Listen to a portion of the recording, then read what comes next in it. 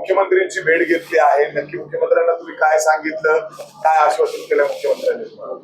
Sir, मी माननीय मुख्यमंत्री साहेबांना विनंती केली आहे की हे केस फास्ट ट्रॅक मध्ये घेऊन आणि लवकरात लवकर जे काही सत्य आहे व अजून जे काही आरोपी आहेत या जे आरोपी त्यांनी धरलेत त्यांच्या बाबतीत करून त्यांना कठोर ते कठोर लवकर शिक्षा व्हावी याची विनंती केली आहे.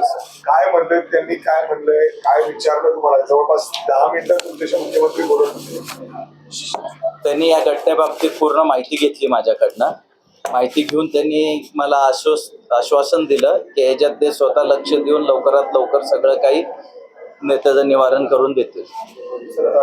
काय नक्की तुम्ही काय मागणी केली मुख्यमंत्र्यांना? मी त्यांना हे मागणी केली की ह्याच्या फास्ट ट्रॅक मध्ये घेऊन जे त्याच्यात दोषी आहे त्या लोकांना कठोर ते कठोर सजा व्हावी. सर, त्याचवेळी जर आता आपण बघितलं तर इन्व्हेस्टिगेशन मध्ये नवीन नवीन खुलासे समोर येत आहेत. जी सिया आहे ती वेगवेगळे आरोप करते. आरोप असा देखील आहे की अर्थात केतनला तो वीक घालायचा, याच्यामध्ये किती तथ्य आहे म्हणून तो तिला आवडत नव्हता, असे वेगवेगळे खुलासे समोर येत आहेत, असे आरोप होत आहेत.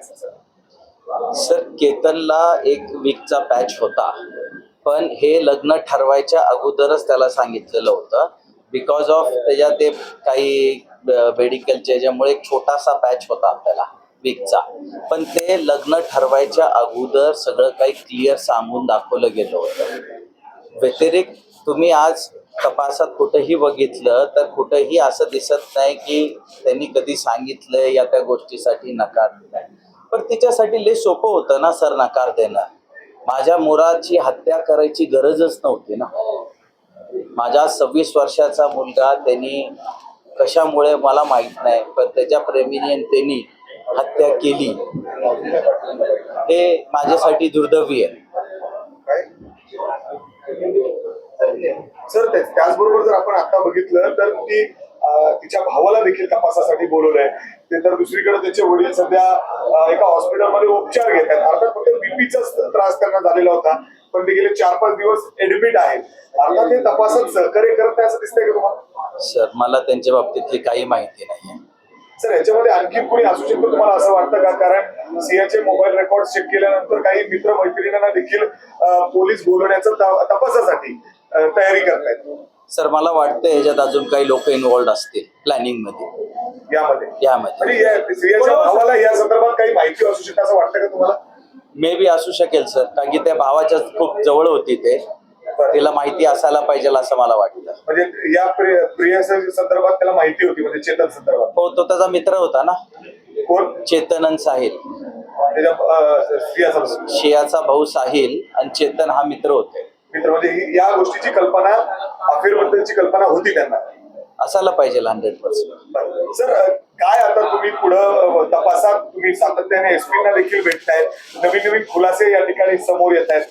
तो हाताने इशारे करत होती, एकच त्या स्पॉटला पोहोचले, त्यांनी दोघांनी मिळून धक्का दिला, वेगवेगळे खुलासे आणि कोर्टामध्ये आणि बॉडी लँग्वेज वरून तुम्हाला काय वाटतं? सर, सर्वात अगोदर तर मला न्यायव्यवस्थेवर पूर्ण भरोसा आहे. त्यानंतर LCB team, Lonavala crime team आणि आपले SP साहेब श्री गिल साहेब त्याच्यावरती खूप चांगला काम करत आहेत. म्हणजे ते अति त्याच्यावर कष्ट घेऊन ते काम करतात, त्यांचा आभार. पण अजून पण त्यांच्यात खुलासे आहेत, ते त्यांच्यावर वर्किंग करतायत. CCTV मध्ये त्यांना दिसतंय भरपूर काही. त्यांनी मला ते सांगितलं नाही अजून, फक्त एवढं म्हणलंय की आहे, एवढं मला माहिती आहे. सर, त्याचबरोबर सिया ही लिकर देखील पीत होती, हे वारंवार समोर येतं. याच्या अगोदर देखील काही व्हिडिओ समोर आलेले, हे सगळं माहिती होतं का सर तुम्हाला? नाही, आम्हाला माहित नव्हतं सर की ते. आम्हाला तर उलटा त्यांच्या घरच्यांनी आश्वासन दिलं की ते अजिबात लिकर पेत नाही, पार्टीला जात नाही, हे नाही. हे पहिलेच आश्वासन दिलं होतं त्याने, पण आता ह्या सगळ्या गोष्टी समोर येत आहेत. मुख्यमंत्र्यांनी काय आश्वासन दिलं तुम्हाला?